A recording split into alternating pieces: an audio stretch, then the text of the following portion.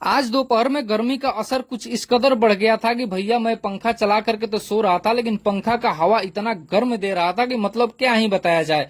फिर मैंने डिसाइड किया कि पंखा को बंद करके सोया जाए। पंखा को बंद करके थोड़ी देर सोया तो गर्मी इतना होने लगा कि मतलब क्या ही बताया जाए। फिर मैंने सोचा कि चलिए कुछ उपाय लगाते हैं, और जुगाड़ लगाने के लिए मैं लेता हूँ अपना गमछी और लेकर के चल देता हूँ कल के तरफ। और कल पे आने के बाद से इसे अच्छे तरीके से पानी में भिगोता हूँ और फिर से मैं चल देता हूँ अपने घर में। अब यहाँ पे आने के बाद से सबसे पहले तो मैं अपने पंखे को चालू करता हूँ, और चालू करने के बाद से जो हमने गमछे को भिगोया था उसको अच्छे तरीके से ओढ़ करके और सो जाता हूँ।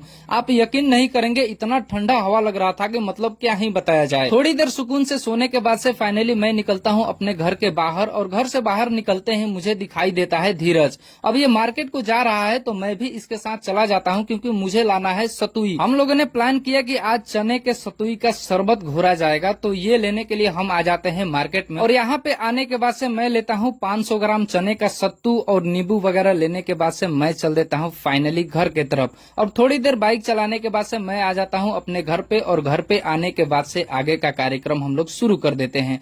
मैं प्याज बैठ करके काट रहा होता हूँ, तभी हमको पता चलता है कि भैया मिर्चा है ही नहीं, तो मिर्चा लाने के लिए ये लोग गए होते हैं और ये फाइनली मिर्चा भी ला देते हैं। फिर चने के सत्तू में जितने भी मटेरियल डालने वाले होते हैं हम लोग सब कुछ रेडी कर देते हैं, और रेडी करने के बाद से उसमें सब बारी बारी से हम लोग डाल देते हैं। जैसे कि नींबू होता है, प्याज होता है, मिर्चा होता है, उसमें नमक वगैरह होता है, सब कुछ डाल करके और अच्छे से हम लोग मिला देते हैं। और मिलाने के बाद से मैं देता हूँ धीरज को टेस्ट करने के लिए कि भैया कैसा बना हुआ है, थोड़ा सा देखो। तो ये टेस्ट करने के बाद से हमको बताता है कि नमक थोड़ा सा कम है।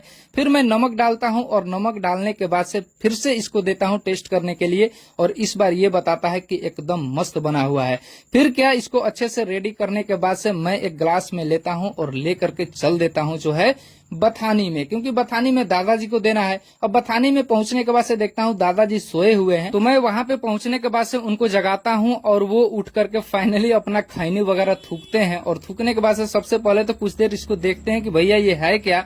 फिर इनको पता चलता है ये चने का सत्तू है, तो बैठ करके आराम से पीते हैं। इधर चाचा जी भी घूम घूम कर अपना पी रहे होते हैं। वैसे आज का ये वीडियो आपको कैसा लगा कमेंट करके जरूर बताइएगा।